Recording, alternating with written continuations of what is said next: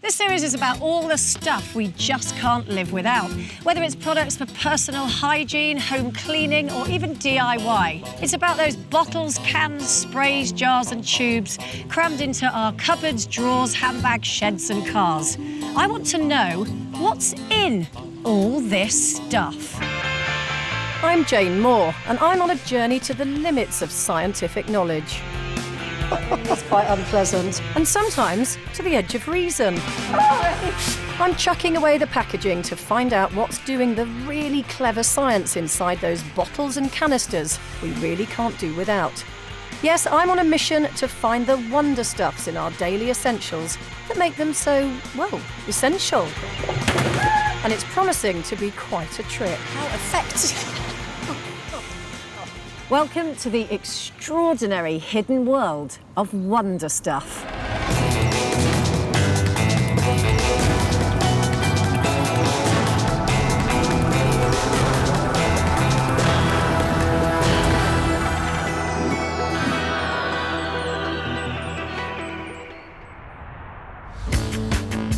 This particular journey promises to deliver some really crucial insights as I bust open the stuff we rely on when it comes to waging domestic germ warfare.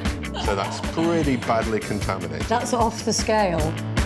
I'm putting 3 of our most trusted household essentials to the test: toilet cleaners, antibacterial sprays, and air fresheners, as we seek out the really clever Wonderstuffs, saving us on a daily basis from the worst kinds of household muck.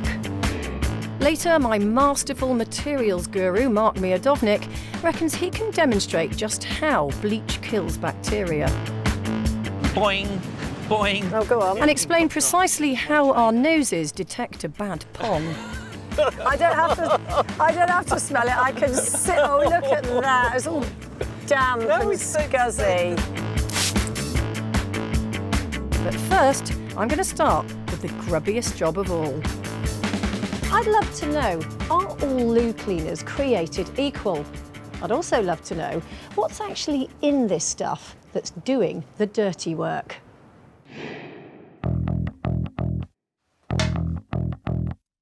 Since moving our toilets inside our homes 100-odd years ago, preventing them from becoming a breeding ground for harmful bugs has been the most crucial of cleaning jobs.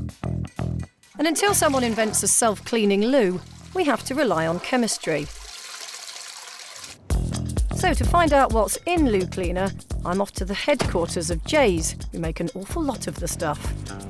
Technical Director Dr. Max Gowland is going to unpack the science that goes into the bendy bottle, starting here in their rather unique testing facility. Well, welcome to Jay's, Jane.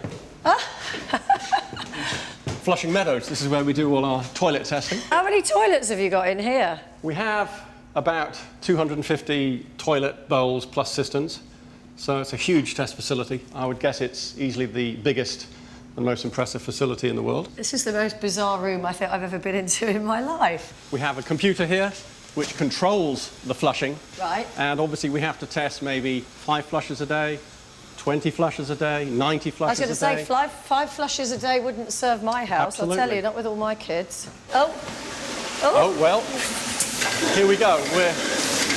We're just in a flush cycle now. It's like a loo symphony. Yeah. And if I thought the 200 loos in Flushing Meadows was odd, Max assures me I ain't seen nothing yet. Their smelling station allows the team to test the likability and staying power of the smells they add to loo cleaners. Blimey, this is very 2001 Space Odyssey. So how many fragrances are you testing in here today? Currently we're testing 3 or 4 fragrances. So if I open one of these doors, I'll be able to test a smell? Yeah, absolutely. Right, well, don't tell me what it is. I want Okay. to see whether the old bugle's working. Here we go. Oh, there's a loo in here. I was expecting it just to be a fragrance booth. That's lemony to me, I think. That's not bad. Yeah, that smells sort of lemon. Not bad, yeah. And then you put some sort of poncy word on the end, don't you? Like fruity. lemon breeze or Yes, something. yes. It is a fruity smell, so that Is it? What is very it? well. I'm not really sure what the exact name is. Let's ask the people who know. Okay. What's this one here in here? Fruity punch. Fruity punch. There you go. How's that for a name? That wasn't too bad, was it? Yay! I'm going to come and work here. And next, the hot room. Sounds promising. 37 degrees centigrade, which is pretty warm, but it's also 75% controlled humidity. Oh, lovely. Yeah, come on. Let's give it a go. Don't lock me in there. Who knew that keeping the loo clean required such appliance of science? Very hot and very humid, because we need to make sure that our products are stable to various conditions like warmth and also humidity, especially if we're selling products overseas. So, See, look, 20 seconds with me and a man's glasses steam up.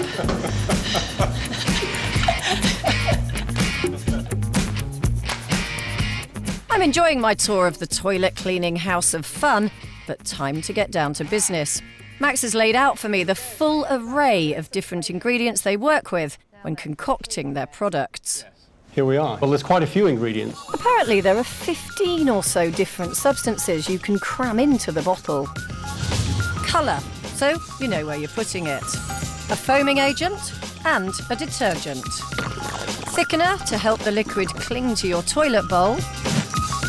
And something to help prevent calcium carbonate buildup, or limescale. But there's one ingredient I really didn't expect. Flavouring? This is called denatonium benzoate, and this is a material which allegedly is the bitterest substance known to mankind.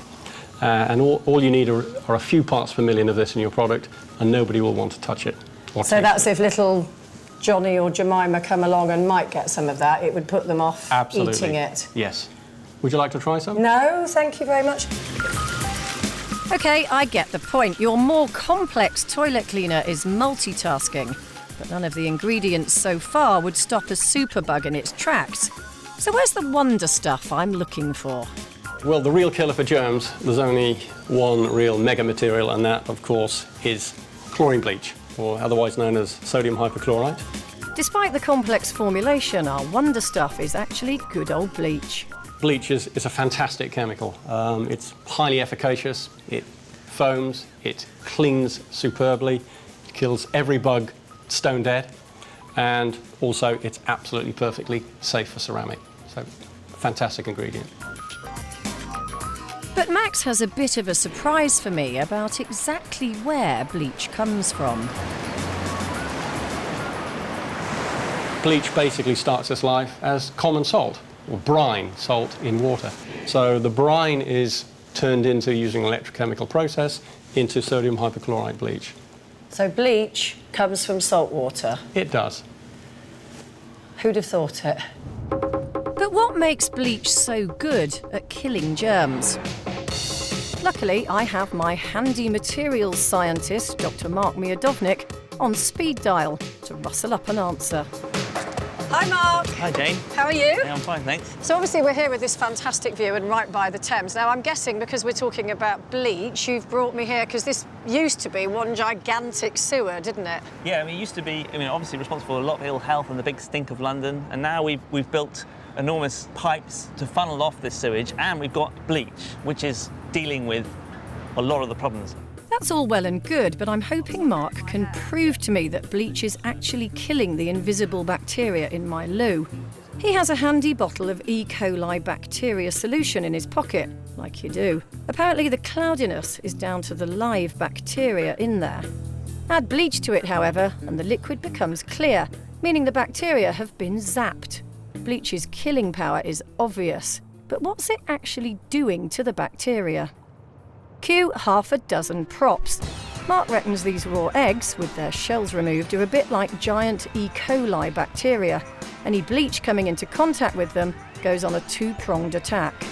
These things actually will you'll get holes poked in them. So the sodium hypochlorite from the bleach is punching holes in the membrane of the bacteria. And of course, as you can see, that means that the insides of it start spilling out. That's called cell lysing, and that spells death for the bacteria. So what will happen is essentially things like this will happen. Boing, boing. It's not feeling very well now. I'm not surprised. Hello, I used to be an egg. Getting what looks like cooking As well as going. bursting open the bacteria, the bleach will also chemically cook the protein inside them, which of course spells death to the bacteria. So if bleach is so deadly to living cells, how come it's considered safe enough to flush down our loos and be let loose into our waterways? What happens after it's gone down the loo? What sort of reactions are you talking about? It turns out that it's so reactive, so this bleach, that it reacts with almost anything. So as it's on its way down your sink, down the drain, it's reacting away, and almost all of it's reacted away into quite benign products like salt and water. So pretty much how it started? Yeah.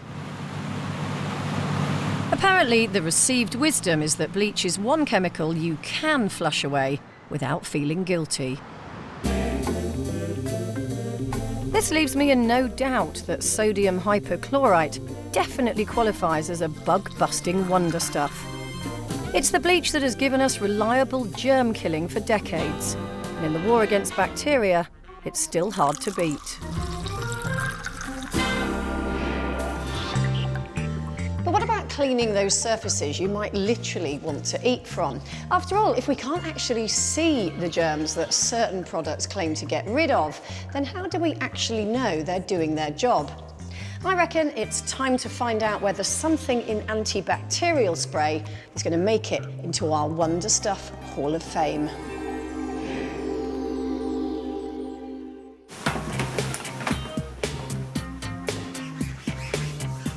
I suppose it's since I've had kids and sort of pets around the place, I've become more conscious of germs and whatever. But when I look at this, it says it kills 99.9% of bacteria and virus. So I think, well, that's good.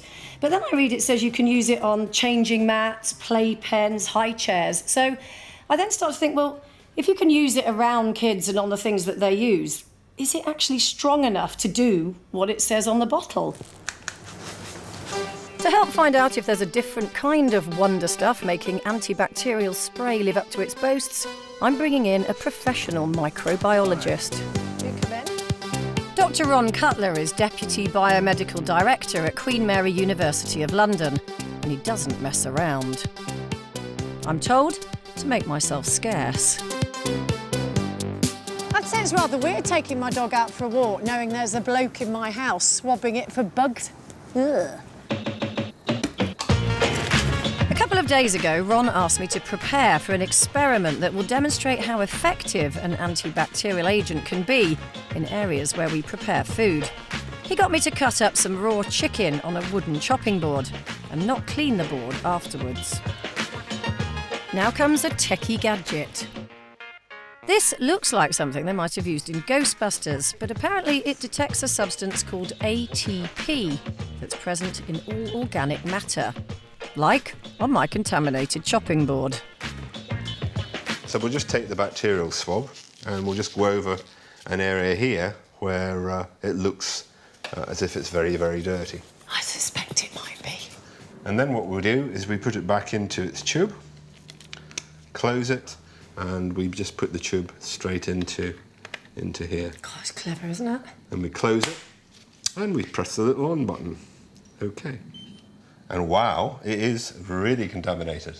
So what, right, hang on, to my layman's eye, what does 193 do? Right. That could mean... If you look into this little bit here, it tells you what the high and the low is. Yeah, 30 high, 10 low. Yeah, and you've got 193. So that's pretty badly contaminated. That's off the scale? Off the scale, exactly. Wow. But what difference will a quick wipe down with water make? Well, the answer's not much. That's like a difference of 1. That's nothing. So it's not really, it's just wipe the germs around a bit, Absolutely. really. Will my family-friendly antibacterial spray be more effective? Spray away. Get a bit of a pump going there. So just do as you would normally do with your cleaner. Yeah. And let's see if it's an effective method or not.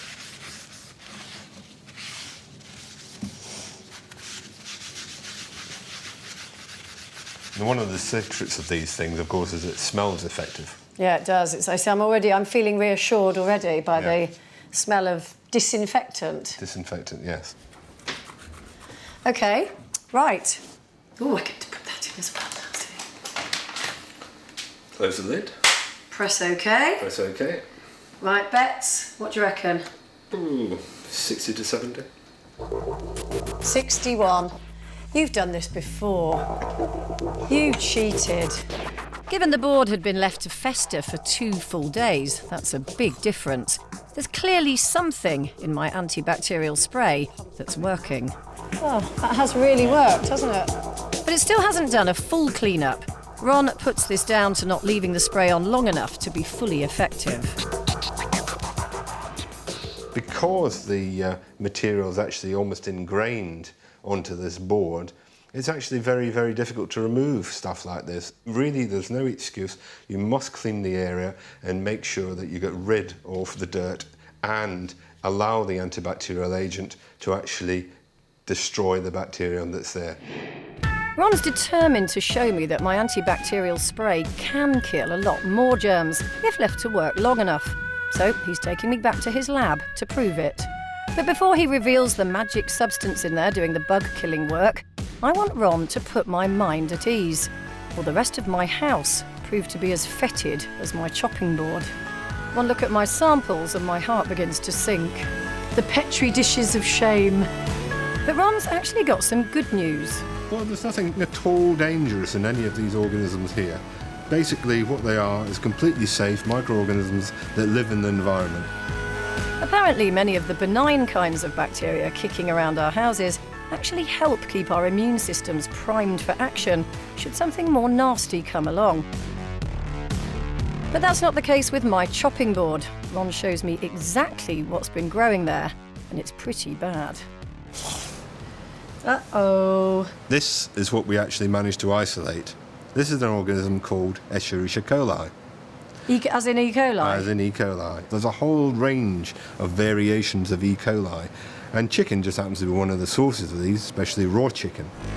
And remember, that's even after I'd cleaned it. But Ron insists there is a killer ingredient in antibacterial spray called benzalkonium chloride, and he's got a neat little trick up his sleeve that he thinks will prove it. He's put a single drop of benzalkonium chloride into the middle of an E. coli colony. After a few hours, something really amazing happens. A clear circle has appeared in the centre of the Petri dish, and compared to an untreated colony, the bacterial devastation is obvious. You can actually see that there's a fantastic difference. So this is very effective at killing bacteria. I'm impressed. The evidence speaks for itself. This benzalkonium chloride in my antibacterial spray has proven itself against the might of E. coli. If you leave it to do its job, it's a really effective chemical to have around the house. It offers the bug killing of bleach without the unwanted taste and smell. You'll also find it in mould remover, and it's even safe enough to use in eye drops and nasal sprays. Onto a different kind of invisible dirt, but one that's certainly harder to ignore: nasty odours. It's a problem that calls for a solution to be conjured literally from thin air.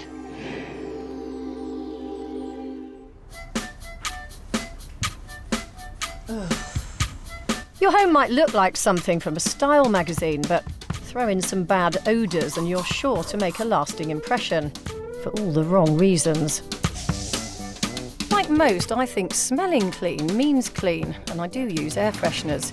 But am I actually getting rid of the problem, or just temporarily covering it up? Time to get some answers from one scientist who always comes up smelling of roses. Mark reckons he can show me how bad smells get right up my nose. Who is that? I can smell someone. Hello, Jane. Hello. Now, you told me to bring something really smelly. This is my dog Jasper's bed. Oh, that is dog smell. Yeah, it's damp, Yes. been in the pond dog smell. You probably quite like that. It's probably kind of emotional attachment. No, I don't like it at Okay, all. I'd all like right. to get rid of it, frankly. Well, I've got a nice smell for you. Oh, go on. In contrast, this is my trainer. I don't have to smell it. I can sit. Oh, look at that. It's all damp and scuzzy. It's actually remarkably, you get used to it after a while. Actually, I'm actually going to retch. So what's happening when we smell something as rank as Mark's trainer? A smell is a direct interaction from, let's say, this cheese, for instance. So what you're smelling is a molecule. I'm going to represent this little light as a molecule coming off this cheese, and it's bouncing around the air. Sooner or later, one of them is going to get near your nose, and it goes up your nose, and it hits the mucus in your nose, and it actually is absorbed into the mucus. So a bit of cheese is in your nose now, and that's what you're smelling. It's actually a physical thing that you're getting in your. So when if you smell dog poo, you've got a bit of dog poo in your nose. Yes. That is amazing. Now it's not amazing, it's rather hideous actually, if I'm honest. Yes. And then there are these receptors in the mucus which are picking up what's in there, and that goes to your brain. Your brain says, hey, I smell dog poo. For centuries, we apparently relied on just covering up horrendous whiffs with nice-smelling stuff, like flowers. There you are, look at that, lovely. Great, I'll put those back on again. That's worked. That's actually, It has, hasn't it? Yeah. But to my mind, for something in air freshener to qualify as a Wonderstuff, it's got to actually kill smells, not just mask them. And many of your fancy odour eliminators claim to do just that. It all kicked off in the 1950s. People start to realise that not only can you just put nice smells into the air, you can actually identify bad smells that are in the air and break them up before they hit your nose. So sort of grab them and kind of change their chemical nature. And these are called deodorizers. Deodorizers that attack and destroy smells in mid-air? Sounds like clever advertising to me. To get to the bottom of this, I'm going to have to speak to some real smell super boffins. This is the rather fragrant global HQ of CPL Aromas. They're responsible for creating some of the very latest high-tech ingredients in our deodorizers. Now that's what I call a house. I do hope Jeeves has got my gin and tonic ready. My Jeeves turns out to be Global Head of Research Tim Whiteley. According to Tim, we all have unique smell receptors in our noses, like a fingerprint, and he's going to test how good mine are. Quite nervous. Oh, I'm feeling the pressure now, Tim. I think I've got a pretty good sense of smell, but it turns out that when it comes to identifying a pleasing aroma, it's not as easy as you'd expect. It's, I would say, like a lemon verbena. The general character is actually rose. Rose? I'm seeing sweetie jars, I'm like a, oh, blimey, like a cough sweet. And if you like pear drops. Pear drops, oh my God, yes. Blimey, this is a lot harder than my toilet cleaner smell test. Well, this one is actually lavender oil. That's what it is, lavender. How could I not get lavender? I think that's peppermint. That's spear. Very good. First two are spearmint. Yes! And the last one's peppermint. Yeah! There you go. So have I got a job? There's room for improvement, but I think we could work on you, yeah. That's a no then. Darn it. Weirdly, recognising nice smells is much harder than identifying nasty ones, as Tim's about to prove. Oh, I'm such a trusting soul, aren't I, hey? I can smell it already. Here we come. Just have a smell. Oh, God, I don't like fish at the best of times, and that's fish that's very off, isn't it? Yes, it is. So how can we register bad smells so much more easily than good ones? Well, we've got two senses of smell. We have our olfactory sense, which is where we normally smell more pleasant items. But then we also have the trigeminal sense of smell, which is really our evolution, our oldest sense of smell. Materials that you smell that are likely to do you harm are the way you will smell trigeminal. It's our most direct route into the brain of any sense. So apparently we've evolved a separate, ultra-sensitive sense of smell just for detecting strong, potentially dangerous odours. And that's what makes covering them up so difficult. Apart from just masking smells like Mark explained, Tim's deodorizers contain some high-tech aroma molecules that actually attack and destroy bad smells so that our noses can no longer smell them. It's complicated, but he's got some balls to help me understand. First up, a molecule that can make a bad smell disappear from thin air. So, say this is our malodour. In a combination reaction, the aroma molecules come in, they combine together to give a much bigger molecule that's a lot heavier, and it's actually so heavy that it will then physically drop out of the air. And therefore it's not in the air and we're not smelling it. That's right. Clever stuff. And his second cunning deodoriser molecule works directly in your nose by blocking the smell receptors. This has enough similar shape to kind of bind to the same receptor that your bad smell would normally bind to, and so changes what you smell. It gets to the nose, the receptors in the nose first, and sort of blocks that little bit of the jigsaw so that the bad smell can't fit in there. Yeah, exactly. And the finale, a molecule that tricks you into thinking a bad smell is a nice one. You're actually changing the shape of the malodor molecule itself. That shape, in terms of how it binds to the receptor site, is different to that shape. So while that shape gives you your bad smell, that shape gives you your more pleasant smell. And to show how effective it is, he's got one last test for my exhausted nose. This is a material that we would class as not particularly pleasant and is found in quite a lot of malodors. It's sort of damp dog. My smell arch enemy, to which Tim adds a few drops of his stereochemical binder. Give that a little shake. Okay. Oh yes, that's much more pleasant. Yeah, it's sort of fruity. Fruity, orangey. Mm. Gosh, yes, no, that's much, much nicer. That is utterly astonishing. Now, These stereochemical binders are genuinely wondrous. They leap on our bad smells and turn them good. Over the last 50 years, researchers have developed a range of potent cocktails to attack different kinds of pong in mid-air. Much as we'd love to tell you some catchy names that you might read on ingredient labels, unfortunately, like Coke and Colonel Sanders, they're a trade secret.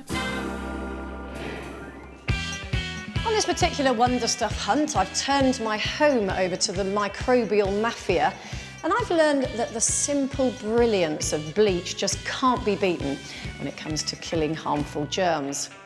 But I suppose I've been most blown away to discover that bad odours are actually just airborne little bits of filth floating around. Yuck.